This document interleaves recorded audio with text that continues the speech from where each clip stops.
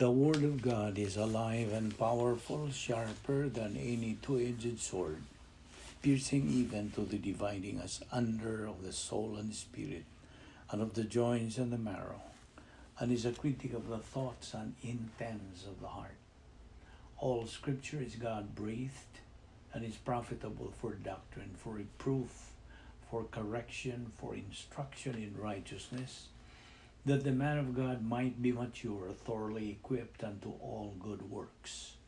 Study to show thyself approved unto God, a workman that needeth not to be ashamed, rightly dividing the word of truth. My son, do not forget my teaching, but let your heart keep my commandments. For length of days and years of life and peace they will add to you. How happy are those who hear the word of God and obey it. And God is able to make all grace overflow to you, so that because you have enough of everything in every way at all times, you will overflow in every good work. And my people who are called by my name humble themselves and pray and seek my face and turn from their wicked ways. Then I will hear from heaven, will forgive their sin, and will heal their land. The harvest truly is plenteous, but the laborers are few. Pray therefore the Lord of the harvest that he will send forth laborers into his harvest. And let us not be weary in well-doing, for in due season we shall reap if we faint not. Preach the word, be ready in season and out of season. Reprove, rebuke, exhort with great patience and instruction. For the time will come when they will not endure sound doctrine, but wanting to have their ears tickled, they will accumulate for themselves teachers in accordance to their own desires, and will turn away their ears from the truth, and will turn aside to myths. For I am not ashamed of the gospel of Christ, for it is the power of God unto salvation to every one that believeth, to the Jew first, and also to the Greek. For therein is the righteousness of God revealed from faith to faith, as it is written, the just shall live by faith. Colossians 2:6-7 says, so then, just as you received Christ Jesus as Lord, continue to live your lives in him, rooted and built up in him, strengthened in the faith as you were taught, and overflowing with thankfulness. Sa dili pa kita sugod sa atong pagtuon sa pulong sa Diyos ning adlaw, gikinahanglan ang atong pagpangandam sa itong kaugalingon. If you are a believer, that you name all your sins directly to God the Father, so you can be filled by the Holy Spirit. Kay di man ta mapunan ang Espiritu Santo kung na tayo mga sala sa atong kalag, musa kinahanglan nga itong pagkumpisal niya na ngadto sa Dios, o ikaw makaandam na sa atong pagtuon sa pulong sa Dios, o ikaw usab higala nga wala pa kaluwasan, gamita ang imong kabubuton sa paghimo o desisyon. Ang desisyon sa pagtuo, pagdawat kang Ginoong Jesucristo, ingon nga imong manluluwas. Believe on the Lord Jesus Christ and you will be saved. Acts 16:31. So, humaning buhata ka na, andam na sabi ka sa pakiguban o musalmot ning atong buhaton nga pagtuon sa pulong sa Dios, busa sa hilom mag-andam tas ng kaugalingon. Let us pray.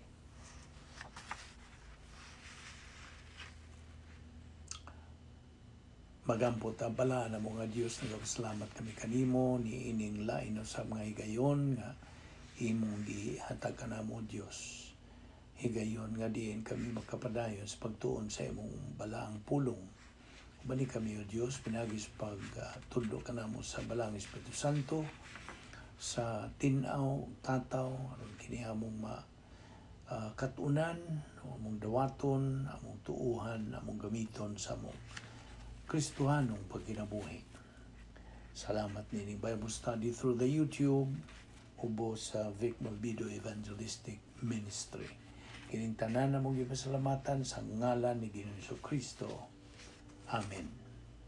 Mayang adlaw sa tanan, mga suki nato ni atong Bible study through the YouTube o kaninyo mga higala nga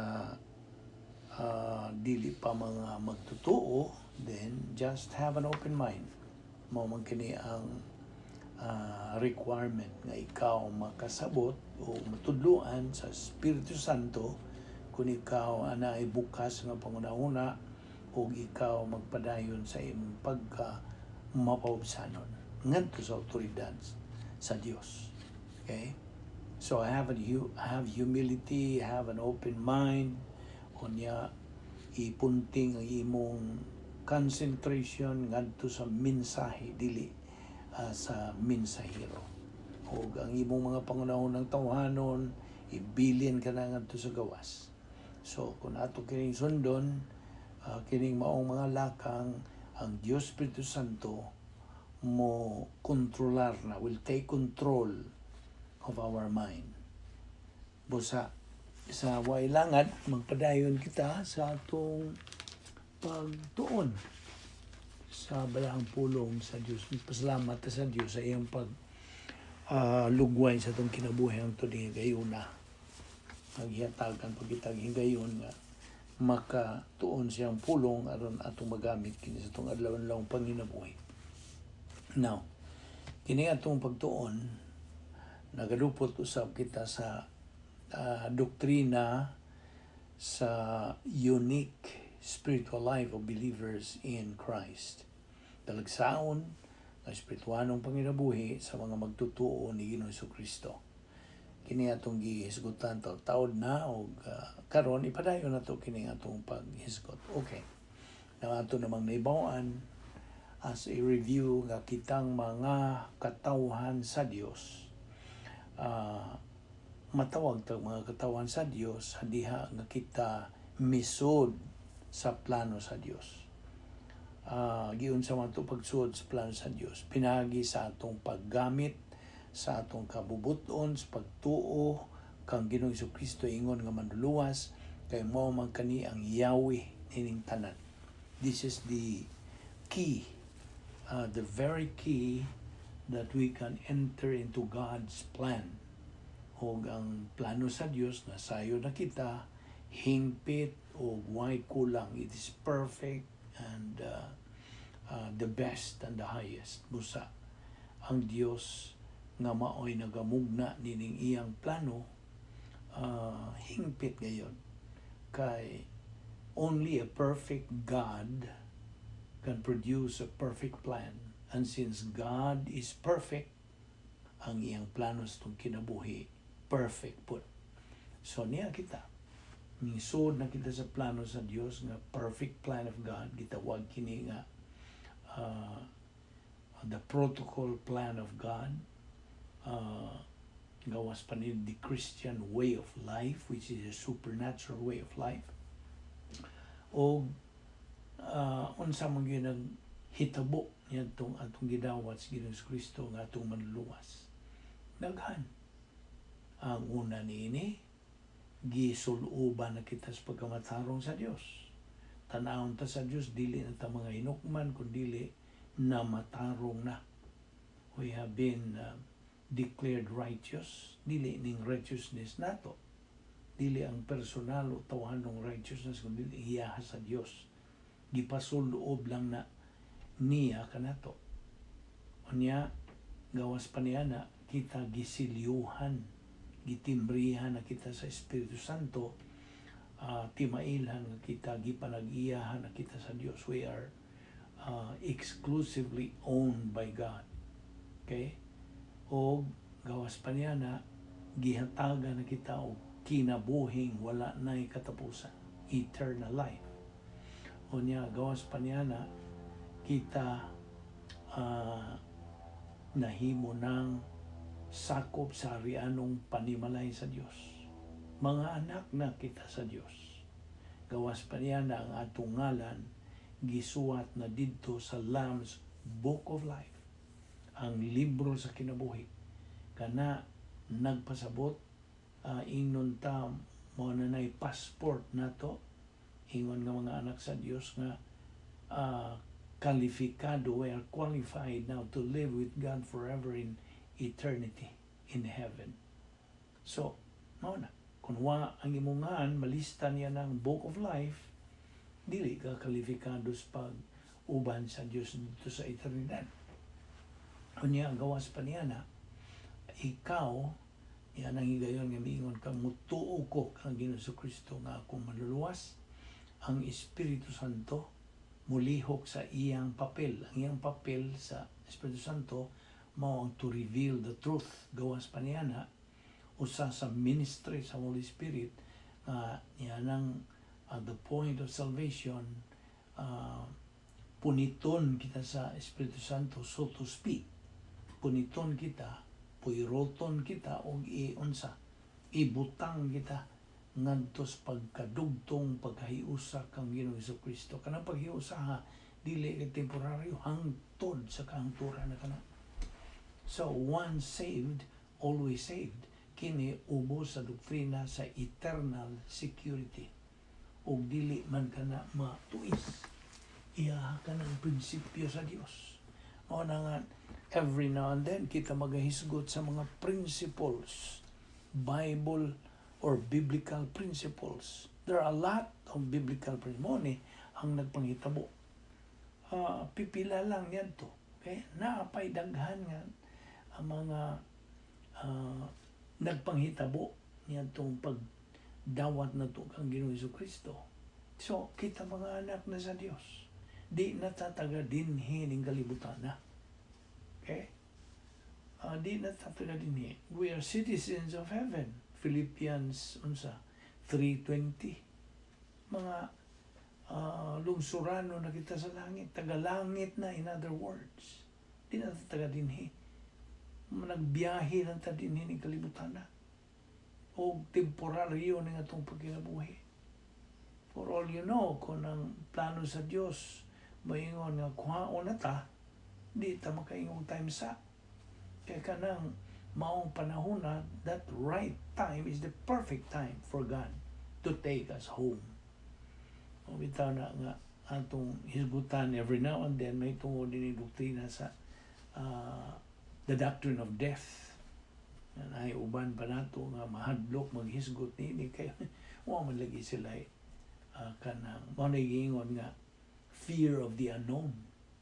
Daghan mga katawhan nining panahon na. Wa hadlok ra gyud ang ilang tan-aw sa kun bahay nagkamatayon. Ano hisgot na gani bahay sa kamatayon, ay sa nahisguti. Kay morbid ra kana mahadlok ta.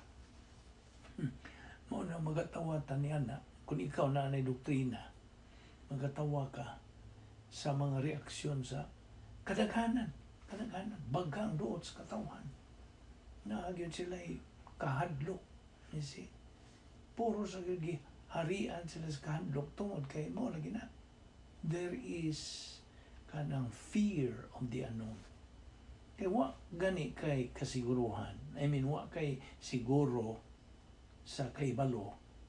Then, mo na, kanang hadlog yung ka. Yung makakakipaw kung sa yung tinuod. You see, once you, mo bito ng John 8:32, sa gisulti diha, you shall know the truth, and the truth shall make you free.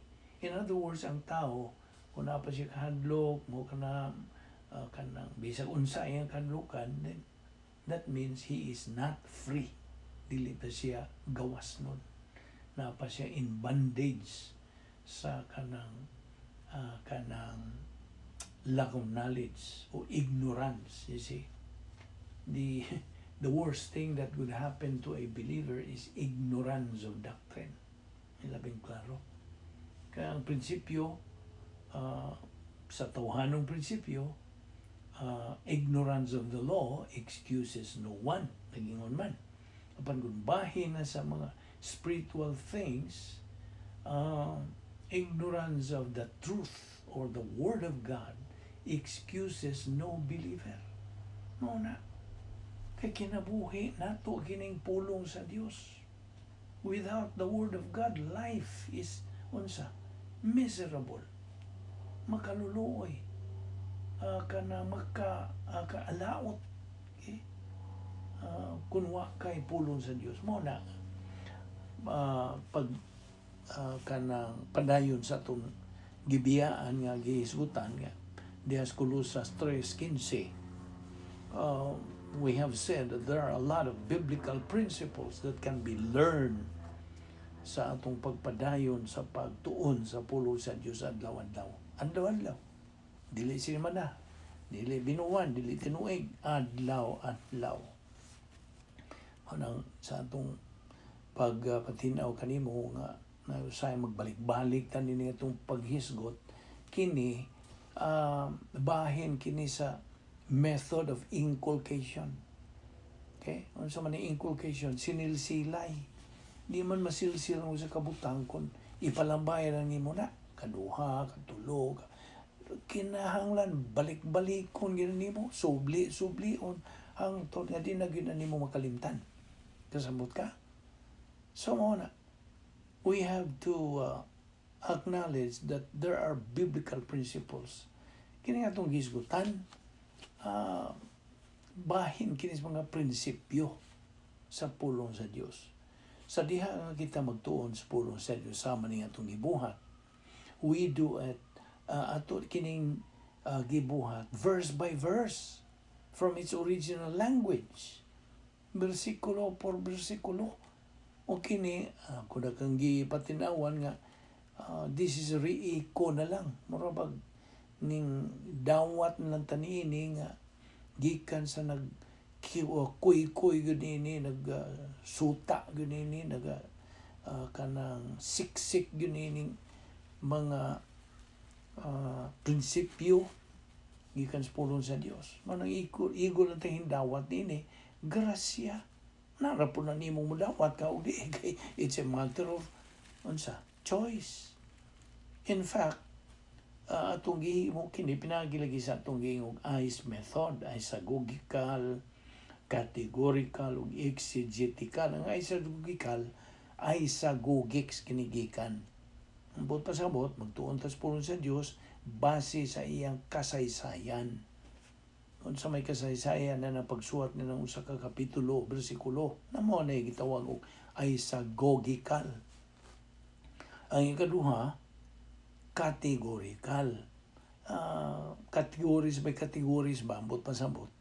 Na ay bahin sa kaluwasan, bahin sa faith rest drill, bahin sa kanang rebound, bahin sa 10 problem-solving devices, all of this. Mao ni categorical. O ang exegesis kinigikan, pagtuon sa pulong sa Dios base sa iyang original nga kanang pinulungan nga gigamit. Kung iba naman ta ang Old Testament, the original language used was Hebrew, Aramaic, mo kanang original nga mga lingwahe nga gigamit sa nagasuwat sa Biblia. O ang New Testament unsa man Greek words or Greek language. So mao na ang gipatinaw nimo usab no man naman nato hisgot pod ay isagogical, categorical, exegetical. This is the only way to be able to grow up spiritually. Now, punta mo ingon nga maorag yun. Usa, ingon lang ta. Aron dili ma-prejudice tong uban makadungog mo yung gabiha pa mo kamura. Andi, wa ta magpahambog. Wa magiti ka pahambog. Kinahanglan we have to humble ourselves. Di ka magpahambog. Put ourselves under God's authority. Be humble. Mapausanon kita. Magpaubos kita sa turindan sa Dios. So, usa lang kini sa mga paagi nga gisangkap sa Dios kanato aron kita makatubo spiritually. Now, so mo na magtuon tas pulong sa Dios, aron makatunan nato kining mga paagi sa Dios sa unsaon nato pagkinabuhi sa talagsaong matang sa espirituanong kinabuhi natong mga anak sa Dios, natong mga magtotoo ni Ginoong Kristo. Unique spiritual life of believers in Christ. Mao na nga grasya kini. So sa atong pagpadayon, pagtuon ini ang mga pulong sa Dios, like the principles, the various rationales, luyo niini, o kini magtuyok-tuyok na diha, libot-libot na diha sa imong panimuot in your consciousness. Nato nga mga Kristohano. Kay ato nang giingon nimo nga ang pulong sa Dios huna-huna kini ni Ginoong Jesucristo. 1 Corinto 2:16, 1 Corinthians 2:16. Kay kitang mga magtotoo, gimanduan kita sa pagpasalamat sa Dios. Nagpasalamat ka barong adlaw nga nakaginhawa pa ka, bangon ka, mata ka, nga buhi pa. Did you give thanks to God? Romans 6:17-18 and 17, but thanks be to God that though you were slaves of sin, you be, etc., etc. And then verse 18, and having been freed from sin, you became slaves of righteousness. Now, Episode 2:8, well, popular man kayo kini nga versikulo, we have been saved by grace through faith, that not of ourselves. It is a gift of God, not of works, lest anyone should boast. So, Colossians 1:12 also says, giving thanks to the Father, who has qualified us to share in the inheritance of the saints in light. Nga, pasalamaton kita nga ito sa Amahan. Nga mo ay nagahatag kanato qualification to share. Makaambit kita sa panulundon, inheritance nato nga mga anak sa Dios diha sa kahayag. Remember the inheritance? Kining maong panulundon dinhi nga gisgutan is technically our rewards in eternity. Mao na kini ang mga ganti nato dito sa eternidad. And God has provided this to us in antecedent grace. Antecedent meaning sa nag-una pa, sa kaniadto pa. And God supplies all our needs according to His riches. Ayaw man nimong mabasa di sa Biblia. Philippians 4:19. God supplies all our needs according to His riches and glory in Christ Jesus. Now, note the word, bantay kini. Sabta ang pulong qualified us. Diya sa Colosas 1:12. Qualified us. Now, kining qualification nga gisgutan din only happens at the point of salvation. Yan ang higayon. Nga natao kita pag-usab, na luwas kita, kaya itong gidawat si Ginoong Kristo nga itong manluwas. This qualification only happens there, itong point of salvation. The next qualification for believers, aron makaambit kita sa panulundon sa mga binalaan diha sa kahayag, is when we reach capacity. Inigdangat na nato, inigtungtong na nato niya ng ang that stage. Ang sa katakos, stage of capacity for life, for blessings, for love, for happiness. Na, mo ni capacity, the third level of spiritual growth. To reach capacity to receive the rewards in eternity.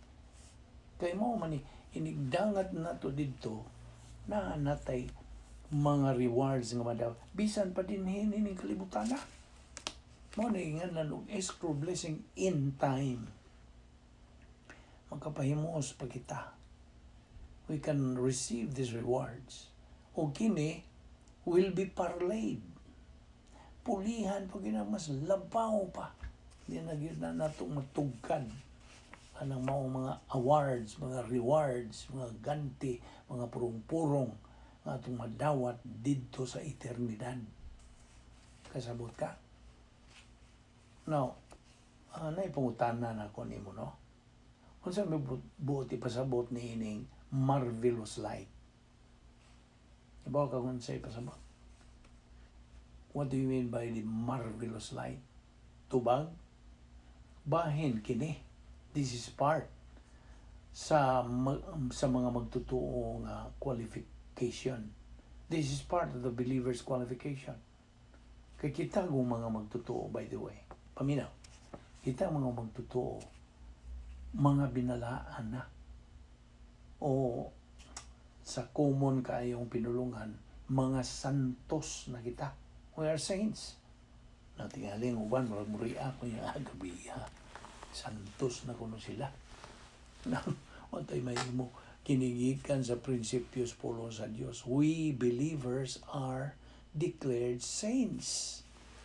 Na kun di ka mo dawan niya na imuhan na po na saint. So kung ang imong ngaan Pedro, butangin na sa di pa ang imong ngaan San. Kay santo ka naman, San Pedro. Okay? Now, the point is this. Kita mga magtotoo are saints. Okay? We are saints before God. O kita, di magkita mo ay nag-declare nga kita mga santo. Ang Diyos man. See? Ang Diyos. Ato lang ninggiin sa. We are members of the royal family of God. Members of the royal priesthood. Mamuod na ang punto niya. At ito sa Salmo, well, of course, popular po ning versikulo, Psalm 119 and 105. Your word is a lamp unto my feet and a light unto my path. Ang imong pulong mo'y lamparahan sa akong mga tiil ug ang kahayag sa akong alagyanan. Now, in the New Testament, there's particularly as 2 Corinthians 4:6. Kung na kaysa imong Biblia diha, 2 Corinto 4:6. Sa isulti diha. For God, who said, light shall shine out of darkness, is the one who has shown in our hearts to give the light of the knowledge of the glory of God in the face of Christ. Now, in the Old Testament, Genesis 1:3, abrihe diha. Nag-ingon ka na, then God said, let there be light. Okay? Now, atong hisgutan ragod ning bahin ni light, the doctrine of light. Now, of course, just give me time may tungod sa ining atong hisgutan, may tungod sa light o daghan kita paghisgutan ini bahin ini. Okay? Anyway, ato lang ni padayon. Dias Colosas 3:15. Ato naman ang ituki sa let the peace of Christ rule in your hearts. Paharia kanang kalinaw ni Kristo diha sa inyong mga kasing-kasing. Now, believers have acquired this peace. Kanusa. Yan itong higayon nga kita na luwas at the point of salvation. Okay? From there, believers continue to take in Bible doctrine to be able to grow in grace and in the knowledge of our Lord and Savior Jesus Christ. 2 Peter 3:18. Now, kining bahin sa kahayag, light, okay? Remember when our Lord Jesus Christ said, I am the light of the world. Diba? As believers, kitang mga by the way, as believers, our Lord said to us, you are supposed to be the reflector of this light. Okay? Kay kining light nga gisgutan din is eternal life. Dayon nga kinabuhi. Yes, Genesis 1:1, sa gisulti, in the beginning God created the heavens and the earth. Verse 2, the earth was formless and void, and darkness was over the surface of the deep. And the Spirit of God was moving over the surface of the waters. Verse 3, then God said, let there be light, and there was light. Now, kining let there be light, this talks about plurality. Now, ang verse 2, by the way, kanang verse 2 diha is restoration. Sa may restoration Visayan, kanang pagbago. Okay, ato lang naingno pagbago. Verse 2 is restoration done and performed by God. Ang balang Espiritu Santo may buhat nini. Pagbago, restoration. O dili pagbago ang restoration, kanang pag-usab. Okay? Okay, verse 3, nag-ingon diha, the God who said, let there be light, mao kining sama nga Dios who restored our soul at the moment of salvation. Siya, ang Diyos Espiritu Santo. Now, 2 Corinthians 4:6 again, for God who said, light shall shine out of darkness, mao kini siya. He is the one who has shone in our hearts. Adto sa Matthew 5:16. Let your light shine before men in such a way that they may see your good works and glorify your Father who is in heaven. Kay ang tanan God, by the way, tanan, dayag kayo, everything is visible at the light. Kung naisuga, gusto? Ang sao man yung pagkita o ngit-ngit, ngiob, way kahayag, hindi makakita. So everything is visible. Dayag ang tanan. Dayag. Visible ang tanan kung naay suga. Now Ephesians 5:13, but all things become visible. All things become visible ang tanan. Of course, alang sa Diyos, visible ang tanan. Bisan ganing atong katapusang ginahuna na ibawaan na sa Diyos. Now, John 3:20-21. There's a verse 20. For everyone who does evil hates the light and does not come to the light for fear that his deeds will be exposed. Na, ang tanan kuno, ang matausa kuno nga nagabuhat og dautan, kanang batok yun siya sa suga, sa kahayag. Ugwa yun siya muanha sa maong kahayag, kay mahadlok siya ang iyang mga binuhatan, mailhan o madayag. You see? Verse 21, but he who practices the truth comes to the light, so that his deeds may be manifested as having been wrought in God. Na, nga siya nga nagaanad, who practices the truth, nagabuhat sa kamatuoran, duol gyud siya sa kahayag, aron nga ang iyang mga binuhatan madayag nga kini binuhatan diha sa Dios. Okay? So, bahin gyapon sa suga o kahayag, Psalm 119:5, ayan na nakalimti. Your word is a lamp unto my feet and a light to my path. Naapod na sa Proverbio 3:5 to 6. Trust in the Lord with all your heart and lean not on your own understanding. In all thy ways acknowledge Him, and He shall direct your paths. Ang imong mga aligayanan. Diha sa 106, versikulo, diha gyapon sa Salmo 119, kini nagpahayag how to acquire this light.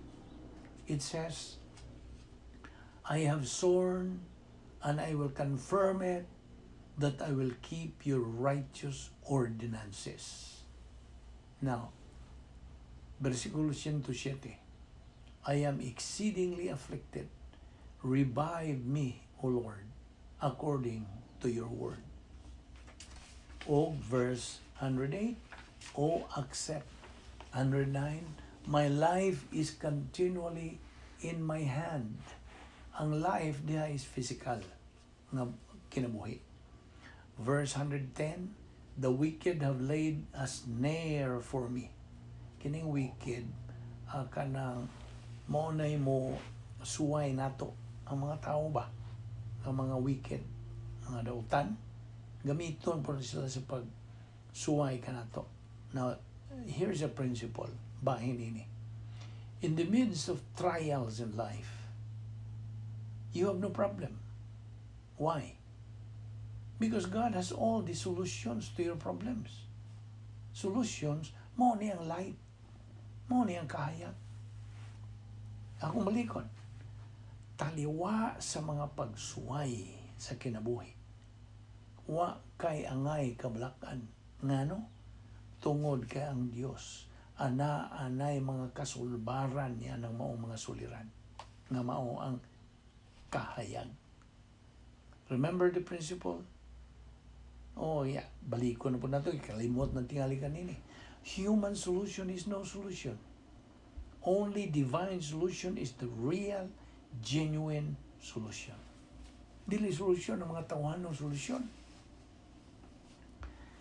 Now, okay, balik tayo itong Salmo 119, karon na ito sa versikulo 111. I have inherited your testimonies forever, for they are the joy of my heart. Verse 112, I have inclined my heart to perform your statutes forever, even to the end. So, ayaw nagyang kalimti kining Colossians 3:15. Paharian na kanang kalinaw ni Kristo diha sa inyong mga kasing-kasing, to which indeed you are called in one body, and be thankful. O ayaw usab kalimti ang napulo ka mga solusyon sa mga suliran nga tagbuon o atong atubangon ingon nga mga anak sa Dios. Kini solusyon kini sa Dios, ha? Di man God's 10 problem solving devices. So, Ephesians 1:3, blessed be the God and Father of our Lord Jesus Christ, who has blessed us with every spiritual blessing in the heavenly places in Christ. Kining every spiritual blessing, by the way, mo niya itong gisgutan ng portfolio of invisible assets. Okay? Portfolio ni sa mga dili makita nga mga kaayuhan. O kining maong spiritual blessing, bahin kini sa kanang pagsangkap sa Dios alang sa matag magtutuo. Kaya binimo, ato naman ning gisgutan po, just to remind you, just to refresh your mind, nga ang Kristohanong pagkinabuhi, the Christian way of life, talagsaon kining paagis pagkinabuhi. Og tuon kay talagsaon man, nanginahanglan po kinig talagsaong paagi sa pagtuman. 2 Corinthians 5:7, kita nagkinabuhi na pinagis pagtuo, dili sa pinagis atong makita. Now, kasagaran sa mga epistula ni Pablo, like Corinthians, Ephesians, Thessalonians, etc., hatag kini og emphasis, living by faith, not by sight. Ngano man? Ngano? Because we know what happened to Paul on his Damascus way. Ano sa may nitabo ni Pablo? He was struck by God by making him blind Nabuta si Pablo ang tungura. Yung kidlap lang ang siga. It was sight that the focus here. Ang iyang pagpananaw. So we live by faith, not by sight. 2 Corinthians 5:7. O ayaw po nakalinting Hebrews 11:1. Faith is the substance of things hoped for, the conviction of things not seen. So, we have to pasalamat, we have to give thanks to the Father who has qualified us to share in the inheritance of the saints in light. Sa kayag ato ni padayon ugma o ayaw si piyata kining atong pagpadayon sa pagtuon sa pulong sa Dios niining bahin sa kalagsaong espiritual ng panginabuhi sa mga magtotoo ni Ginoong Jesucristo. Magampo ta. Amahan na mo nga Diyos, nagapasalamat kami kanimo. Niining higayon nga imong gigahin kanamo o Diyos, pagpadayon sa pagtuon sa imong balaang pulong. Salamat o Diyos sa imong mga pulong nga mao'y among kinabuhi. Ingon nga imong mga anak nga niya pa niining walog sa mga luha. Salamat o Diyos sa imong pagsangkap ka na mugdugang pag yung mga kaligunan na mo, kabarugan na mo, ingon nga imong mga anak. Kaliguna, hagita kami kanunay o Diyos, pagpadayon gayon sa pagsibog sa unahan, ingon nga mga sundalo ni mo, nga bisag unsa may among tubangon sa kinabuhi, ikaw, nagasangkap man gayon sa imong kasulbaran. Pinagi sa among pagkaton sa imong protokol nga imong gilatid diha sa imong mga pulong. Salamat o Diyos ining adlaw. Balik kami sa among pagbugbuang, gilikay kami sa mga kabilingan, dada kami pagbalik. Nining among Bible study through the YouTube under the Balbido Evangelistic Ministry nga among giangkon nga grasya.